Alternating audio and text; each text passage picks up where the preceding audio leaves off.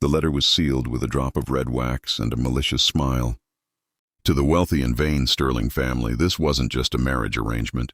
It was the punchline to a cruel joke they had been planning for years.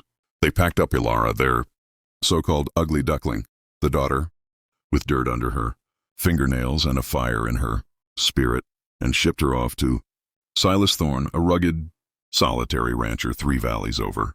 As the wagon wheels kicked up dust, her sisters laughed from the porch, convinced they had just sentenced Elara to a life of misery with a stranger, finally ridding themselves of the family burden. But the Sterlings made a fatal miscalculation. They didn't realize that while they saw a problem, the man waiting at the end of that trail saw a treasure. They thought they were sending her to her doom, but they were actually handing her the keys to a kingdom. What happened next wouldn't just change Elara's life, it would silence her family's laughter forever. Welcome back to Frontier Rescue Stories. Before we ride out into the story, do me a huge favor. Hit that like button and smash subscribe. And hey, I love hearing from you all. Drop a comment down below and tell me which part of the world you're tuning in from today. Are you tuning in from the heat of Texas, the hills of Scotland, or somewhere in between? Let me know. Now, we saddle up and ride deep into this tale of frontier justice, hidden identity, and a romance that defied all odds. Sit back, grab your coffee, and let's get this wagon train rolling.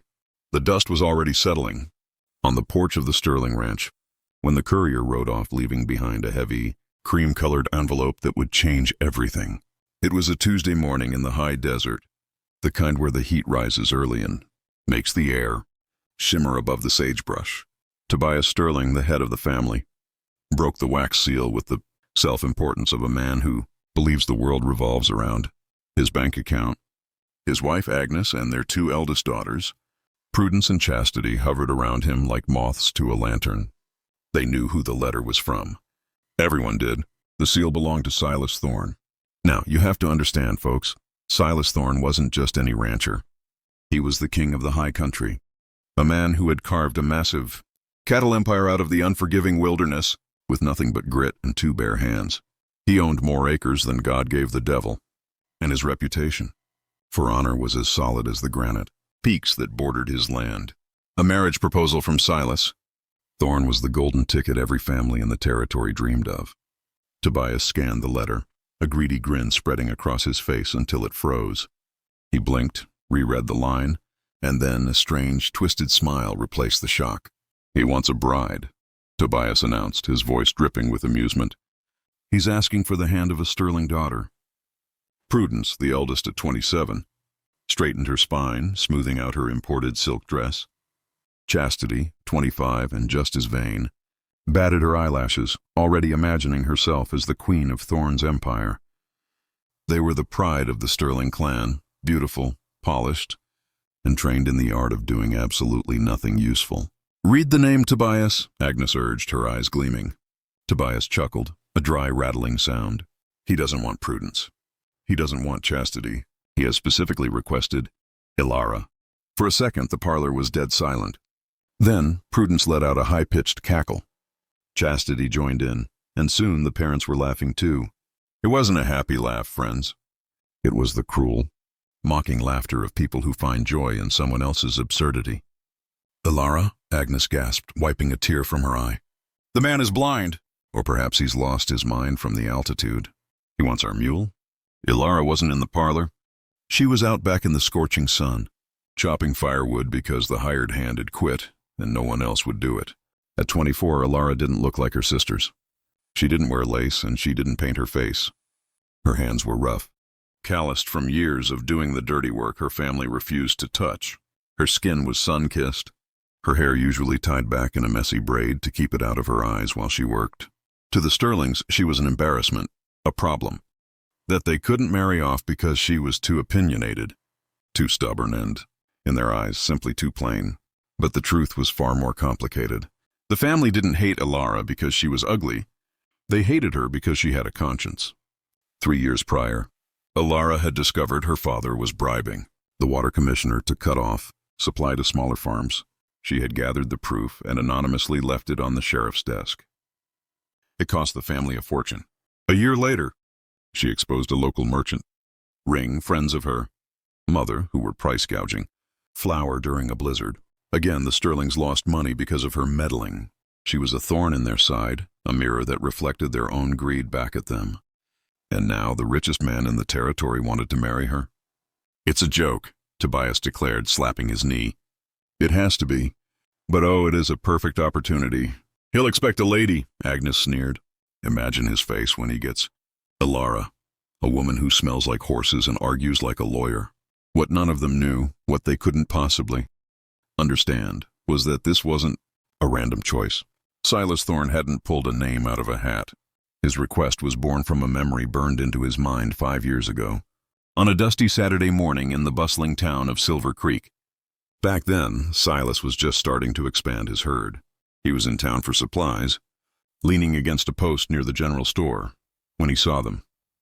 The Sterling sisters were there, fawning over bolts of expensive velvet, looking like porcelain dolls that would break if you touched them. But Silas's eyes had drifted to the third girl. She stood apart, wearing a simple cotton dress, her eyes scanning the crowd with an intensity that fascinated him. Suddenly, a commotion broke out near the livestock pens. A shrill voice cut through the market noise. "Thief, you dirty thief!" A rotund, greasy merchant named Jebediah was shaking a scrawny, terrified old prospector by the collar. The old man, whose clothes were more patches than fabric, was trembling, holding a small, scrawny chicken. "I didn't steal it," the old man cried, tears cutting tracks through the dust on his face. "I just wanted to see if it was healthy before I offered a coin." "Liar!" Jebediah shouted, playing to the crowd. "You were trying to run off with my merchandise." Silas, watching from the shadows, felt his blood boil. He knew Jebediah was a crook who bullied the poor to scare others into paying full price. He stepped forward to intervene, but someone beat him to it. It was the girl in the cotton dress, Elara. She didn't run. She marched. She cut through the crowd like a knife, her shoulders squared and her chin high. "Let him go," she commanded. Her voice wasn't loud, but it had a steel core that made the fat merchant freeze mid-shout. "This is none of your business, girl," Jebediah sneered, though he looked uncertain. "I've been watching for 10 minutes, Elara said calmly, stepping between the bully and the old man. "This gentleman checked the bird, asked the price, and when you told him it was $2, double the fair rate, he put it down. He never took a step away from this stall." The crowd began to murmur in agreement. Jebediah turned red. "You're lying for a thief." Elara didn't flinch. She reached into a small worn pouch tied at her waist. She pulled out $2 silver, money Silas guessed she had saved for months. She slapped the coins into the merchant's hand. $2. "The chicken is mine now." She took the bird, turned to the weeping old man, and placed it gently in his hands. "For your supper, sir. Go on now." As the old man stumbled away, clutching the chicken like it was gold, Prudence and Chastity rushed over, hissing at their sister. "Are you mad? Father will skin you alive for wasting money on trash." "I'll handle father," Elara replied, brushing the dust off her skirt. She walked away with her head held high, not an ounce of shame in her stride. Silas Thorne watched her go, his heart hammering against his ribs. He had seen plenty of pretty women, but he had never seen a spirit like that. He knew right then and there that the girl with the fierce eyes and the kind heart was the only woman he would ever want. He asked around, found out she was the black sheep of the Sterling family, and he waited. He waited 5 years until he had a home worthy of her. Back in the present, inside the Sterling parlor, Tobias was hatching a plan. "We'll say yes," he grinned maliciously. "We won't tell him what she's like. We'll let him think he's getting a proper lady. By the time he realizes he's married the family mule, it'll be too late." They thought they were setting a trap for Silas Thorne. They had no idea they were walking right into one he had set for them, and that the punchline of this joke was going to hit them harder than a stampede.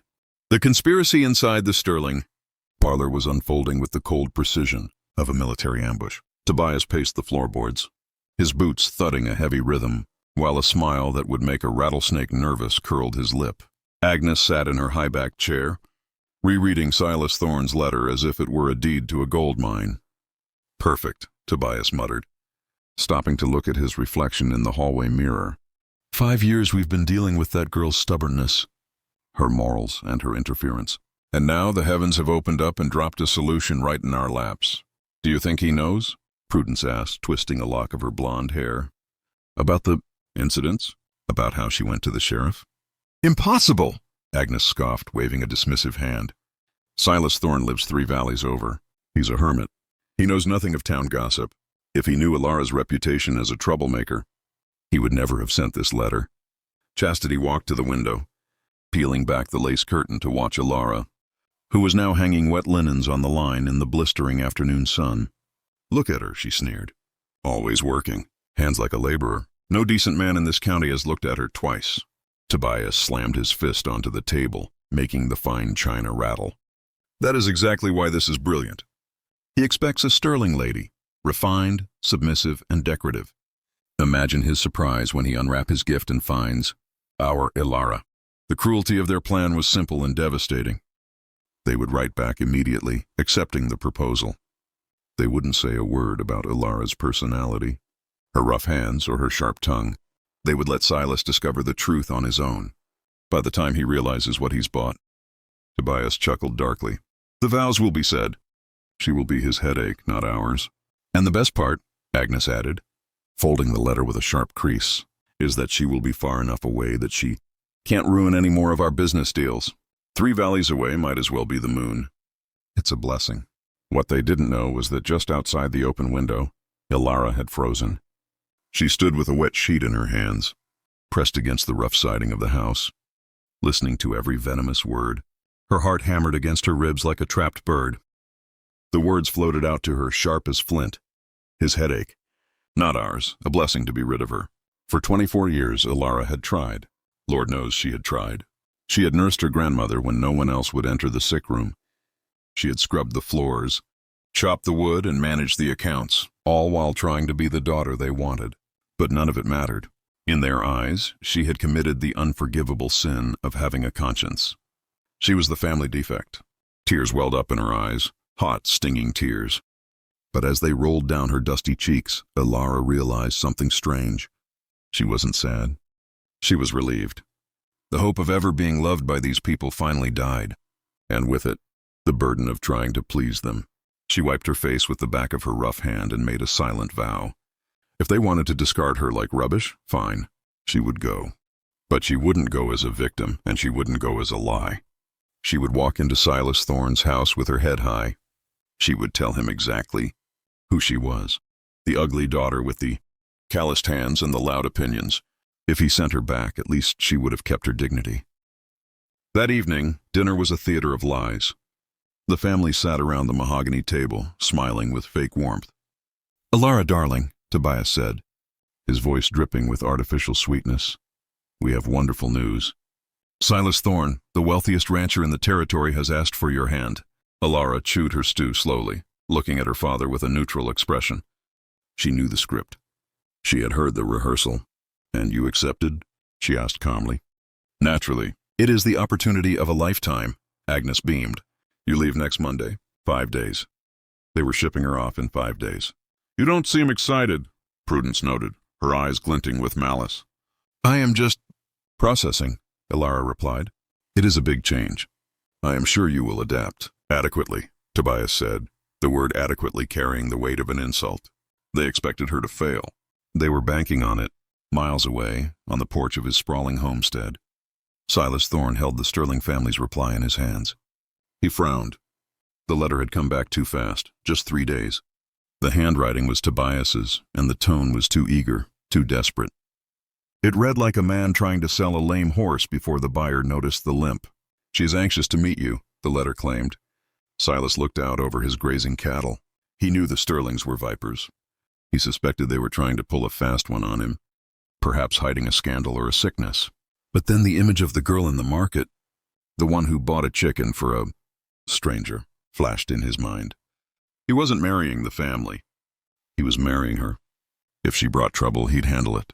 He decided to trust his gut, not their game. Monday morning arrived with a sky the color of slate. Elara was up before the rooster, packing her grandmother's old worn trunk. She didn't have much, just a few simple dresses and her books. Downstairs, the goodbyes were brief and hollow. Tobias kissed her cheek like he was kissing a stranger. Good luck, he muttered, already turning back to his ledger. The only real goodbye came from her grandmother, Nana Rose, who sat in her rocker by the fire. She grabbed Elara's hand with a grip surprisingly strong for her age. You'll be happy, child, the old woman whispered, her eyes wet. You have a good heart, and a good heart always finds its home eventually. Elara kissed her forehead, the only person she would miss in this god-forsaken house. The wagon ride to the Thorne ranch took 4 hours, winding through canyons and over dusty ridges. As the miles rolled by, the landscape began to change. The scrubby, neglected fields of the valley gave way to lush green pastures. The fences here were straight and mended. The cattle were fat and sleek. It was obvious that whoever ran this land didn't just own it. They cared for it. This was real prosperity, not the flashy, debt-ridden show her father put on. The driver pulled the reins, bringing the horses to a halt in front of a sturdy, impressive ranch house built from timber and stone.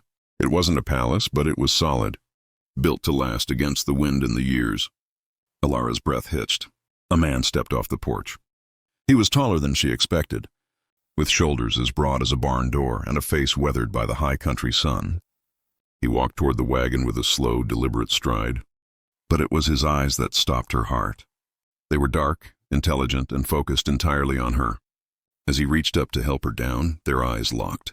There was no confusion in his gaze, no disappointment that she wasn't her sister Prudence. He looked at her like he knew exactly who she was. "Miss Elara," he said, his voice a deep rumble that seemed to vibrate in the air between them. "Mr. Thorne," she replied, taking his hand. It was rough, warm, and calloused, a working man's hand. "Welcome home," he said softly. Elara stepped onto the dirt of her new life, clutching her shawl. She was terrified, yes, but looking at this man, she felt the strangest sensation, that for the first time in her life, she wasn't invisible, but the secrets between them were thick. And before this sunset, Elara knew she had to drop the bomb she was carrying. She had to tell him the truth, even if it meant he put her right back on that wagon. The heavy oak door clicked shut behind them, cutting off the wind and the dust of the road. Silas led Elara into his parlor, a room that surprised her almost as much as the man himself. She expected a bachelor's den, sparse, dusty, and perhaps filled with hunting trophies.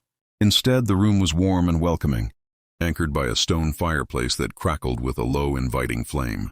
Books were stacked on side tables, histories, agricultural journals, poetry, showing a mind that valued learning as much as labor. "Please sit," Silas said, gesturing to a leather armchair near the hearth. Elara sank into the cushion, her hands gripping the armrests to stop them from trembling.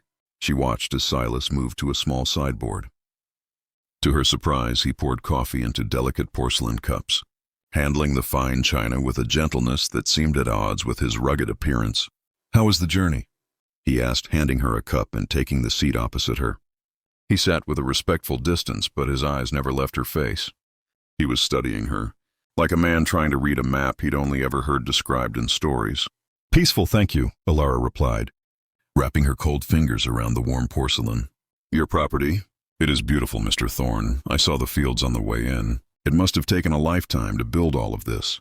10 years, Silas corrected, a note of quiet pride in his voice. "When I bought this land, it was nothing but sagebrush and rock. Every fence post, every barn beam, I placed with my own hands." He paused, looking into his coffee. "But a house this size? It echoes when you're alone. It needs a family. It needs life." The silence that followed was thick, heavy with the unsaid things hanging between them. Elara knew she couldn't sip coffee and make small talk about the weather. This was the moment. If she was going to be rejected, she wanted it over with before she unpacked her trunk. She set the cup down on its saucer with a decisive clatter. "Mr. Thorne," she began, her voice wavering slightly before finding its strength. "We need to speak plainly. I have to ask you a question." Silas leaned forward, his elbows on his knees, giving her his full attention. "Please." "Why did you ask for me?" Elara demanded, her eyes searching his. "Specifically me? My sisters Prudence and Chastity are beautiful. They are trained in music and needlepoint. They are what society calls perfect wives. Any sensible man with a property like this would have chosen one of them." Silas didn't answer immediately. He looked at her for a long moment, and Elara saw something shift in his expression, a wall coming down. "May I be equally direct with you, Miss Elara?" he asked. "I would prefer it. I didn't choose your sisters because I wasn't looking for a decoration," Silas said, his voice low and intense. "I chose you because I was in Silver Creek 5 years ago. It was a Saturday morning." Elara froze. The air left her lungs. "I was standing near the general store," Silas continued. I saw a young woman step in between a shouting merchant and a terrified old man. I saw her stare down a bully to defend a stranger she had never met. And then I saw her open her own purse, take out her own money, and pay $2 for a chicken just to save that old man's dignity. Elara felt the blood rush to her face. You were there? I was, Silas nodded. And I have spent 5 years thinking about that woman. I didn't want a wife who would just sit in my parlor and look pretty. I wanted a partner who had the moral strength to do what is right, even when it is difficult, even when it costs her. He leaned closer, his dark eyes burning with sincerity. That is why I asked for you, Elara, because courage is rare, and kindness is even rarer. Elara felt tears prick her eyes, but she blinked them back. This was beautiful, yes, but he still didn't know everything. Mr. Thorne, she whispered, you need to know the rest. My family, they didn't send me here because they were honored by your proposal. They consider me a burden. They call me problematic because I speak my mind and I won't lie for them. They sent me here as a joke, thinking they were getting rid of their ugly daughter. I suspected as much, Silas replied calmly, leaning back in his chair. The speed with which they accepted, it told me they were eager to close the deal. I figured they thought they were pulling a fast one on me. And that doesn't bother you? Elara asked, stunned. That they think you're a fool? That I am the defective one? Silas stood up and walked to the window, looking out at the golden light washing over his fields. I could have married any number of women in this territory, he said softly. But every time I thought about it, I compared them to the girl in the market, and none of them measured up. He turned back to her. Elara, I have a proposal for you. A new one. What kind of proposal? We don't rush this, Silas said. Let's take a few weeks. We get to know each other, truly know each other. No pressure, no impossible expectations. If, at the end of that time, we find we are compatible, we marry. Elara watched him, waiting for the catch. And if we aren't? She asked. Then I will help you find a suitable situation elsewhere. Silas vowed solemnity. I will give you the funds to start over, wherever you choose. You won't have to go back to your family, and you won't be trapped here.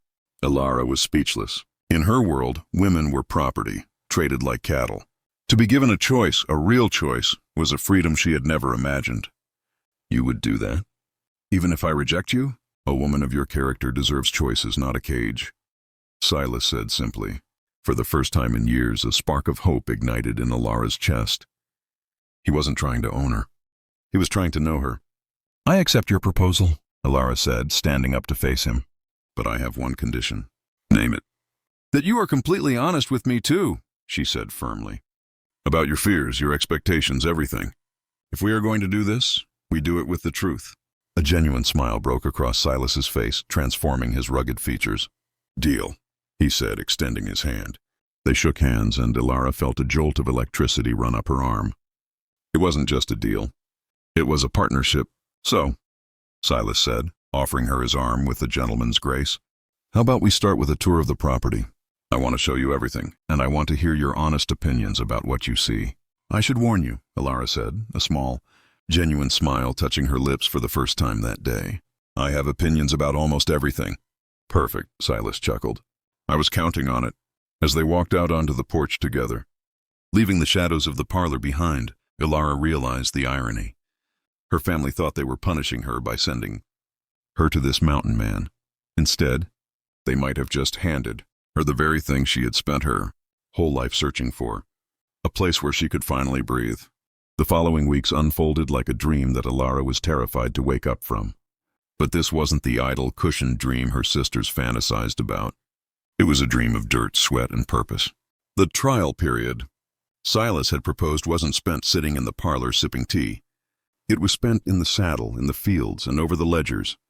For the first time in her life, Elara found herself in a world where her voice wasn't just tolerated, it was necessary.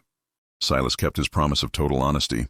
As they rode the perimeter of the vast ranch, he didn't hide the struggles. He showed her the areas where the soil was thinning, shared his worries about the coming winter, and explained his plans for a school he wanted to build for the ranch hands. Children. He didn't treat her like a fragile ornament. He treated her like a confidant. One afternoon, under the baking heat of the midday sun, they were inspecting a dried-up creek bed near the southern pasture. The cattle were lowing, restless from the heat, and Silas wiped sweat from his brow, looking concerned. If the rains don't come by September, We'll have to drive the herd 10 miles north for water, he admitted. We lose weight on the steers every time we make that trek. Elara studied the landscape, her mind working the way it always did, seeing problems and stitching together solutions. She looked at the slope of the hills and the natural basins formed by the rocks. What if you didn't wait for the rain? She asked, pointing to the ridge. What if you built a gravity-fed system? Use the spring up at Shadow Ridge. Pipe it down into a series of connected cisterns right here. That way, even in a drought, you have a reserve. Silas stopped dead in his tracks. He looked at the ridge, then back at Elara, his eyes wide. A gravity feed, he muttered, tracing the line in the air. I've been staring at this hill for 10 years, and I never saw that angle. It's just practical, Elara shrugged, suddenly feeling shy. No, Silas said, looking at her with a mixture of awe and respect. It's brilliant. Why didn't I think of that? Because you think like a man who has always had resources, Elara replied honestly. I think like someone who has spent her life watching people scrape by. You learn to make every drop count. That was the moment the dynamic shifted. It wasn't just about kindness anymore. It was about respect. Silas realized that Elara wasn't just good for him. She was better than him in ways he desperately needed. Their connection deepened during the long evenings on the porch. One night, as the sun dipped below the peaks, painting the sky in violent shades of violet and orange, the conversation turned personal. Tell me, Silas asked, rocking gently in his chair. What did your mother mean when she said you were difficult? Elara looked down at her. Hands that were now stained with the honest soil of the Thorne Ranch. She meant I wasn't a doll, Elara whispered. My mother believes a lady should be decorative, silent, agreeable. I ask questions. I see injustice and I can't keep my mouth shut. To the Sterlings, that makes me defective. Silas leaned forward, the wooden chair creaking. Elara, do you know the difference between you and your sisters? They are beautiful? No, Silas said firmly. They are decorative. You are transformative. Elara looked up, breath catching in her throat. Your sisters can make a room look nice, Silas continued, his voice rough with emotion. But you can change a life. You can save a community. You can look at a dry creek bed and see a river. That is infinitely more valuable than being agreeable. The attraction between them wasn't a slow burn anymore. It was a wildfire. It was in the lingering glances across the dinner table, the accidental brush of hands as they passed the salt, the electric charge that filled the room whenever they were alone. A few nights later, under a canopy of stars so bright they looked like diamond dust, they were walking through the small garden Elara had started to tend. Silas stopped suddenly, turning to face her. I need to tell you something, he said, his voice dropping an octave. I didn't plan for this to happen so fast. We said we'd take weeks. What is it? Elara asked, her heart pounding against her ribs. I am falling in love with you, Silas confessed. And not with the memory of the girl in the market. I am falling in love with the woman standing in front of me. The one who challenges me, the one who works beside me, the one who sees the world clearly. Elara felt like she was floating. Silas, I know we promised no pressure. If you don't feel the same, he started to pull back, I will honor our deal. I feel the same, Elara interrupted, stepping closer until she could feel the heat radiating off him. I am falling in love with your kindness, your honesty, with the way you make me feel like I can finally be myself, without apologizing for it. Silas reached out, cupping her face in his large, warm hands. Marry me, he whispered. Not because of a letter, not because of your father. Marry me because I cannot imagine waking up another day without you. Yes, Elara breathed. Yes. The wedding took place the following Saturday, in the small wooden chapel of Pine Valley. It wasn't the society event of the year. There were no silk ribbons or imported wines. The pews were filled with ranch hands, neighbors, and the townspeople Elara had befriended in her short time there. The Sterlings did not attend. They sent a cold, formal letter congratulating the couple and wishing them luck on the morning of her wedding.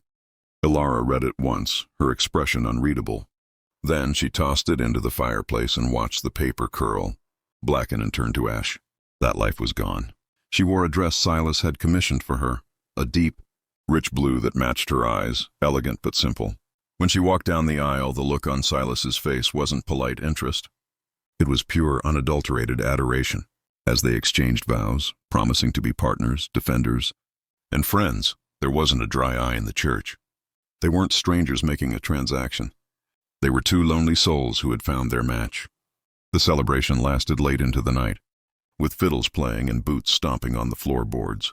Elara danced until her feet ached, surrounded by laughter and genuine affection. For the first time in 24 years, she wasn't the ugly daughter or the problem.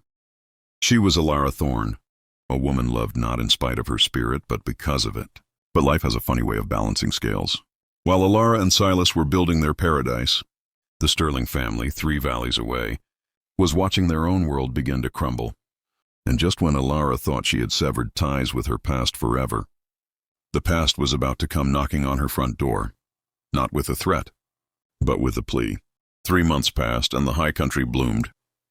The Thorne Ranch was thriving, a testament to the partnership between a man who knew the land and a woman who knew how to heal it. Elara was in the garden, cutting wildflowers for the dinner table, when the sound of approaching wheels broke the afternoon silence. She looked up to see a carriage struggling up the dusty road, a fancy, city-style carriage that looked woefully out of place against the rugged backdrop of the mountains. Her heart seized for a split second. She recognized the driver. Silas stepped out onto the porch, wiping his hands on a rag. He sensed her tension immediately and walked down the steps, placing a firm, grounding hand on the small of her back. "Steady," he murmured. "You aren't alone anymore." The carriage door opened and Tobias Sterling stepped out. But this wasn't the arrogant patriarch who had laughed at the dinner table 3 months ago. His coat was dusty, his face was pale, and his eyes darted around nervously. He took off his hat, looking from the expanse of new irrigation ditches to the freshly painted schoolhouse, unable to hide his shock. The joke he had played had clearly backfired. Elara wasn't living in squalor. She was the queen of a prospering kingdom. "Elara," Tobias said, forcing a smile that looked more like a grimace. "And Mr. Thorne." "Father?" Elara replied, her voice cool and steady. She didn't curtsy. She stood tall. "What brings you all this way?" Tobias cleared his throat, shifting his weight. "I see you have settled. And adequately. The place looks profitable." He paused, looking desperate. "I have come to discuss business." "What kind of business?" Silas asked, his tone protective, stepping slightly in front of his wife. "Trouble has come to the valley," Tobias admitted, his voice dropping. "The magistrate, the one you had run-ins with?" "Elara, he has been arrested for corruption. The authorities are investigating everyone who had dealings with him. Land schemes, bribes, and your name is on the list," Elara guessed, not asking a question. "We are facing financial ruin," Tobias hissed. "The family accounts are frozen. We thought, perhaps given your new position, you might intercede. A loan from your husband to tide us over." The silence that stretched across the yard was deafening. The sheer audacity took Elara's breath away. The man who had mocked her for having a conscience was now begging her to use her husband's honest money to bail him out of a hole he dug with his own greed. "Father," Elara said softly, "all my life you told me I was a problem. You told me my morals were a defect. You shipped me here as a prank, thinking you were punishing me by marrying me off to a savage." Tobias looked down at his boots, humiliated. "But now that the consequences of your actions have finally caught up with you, suddenly I am a daughter again?" She shook her head. "No, a daughter is loved. A daughter is protected. I was just baggage you finally unloaded." "We are your blood," Tobias snapped, his temper flaring. "After everything we did for you, fed you, clothed you."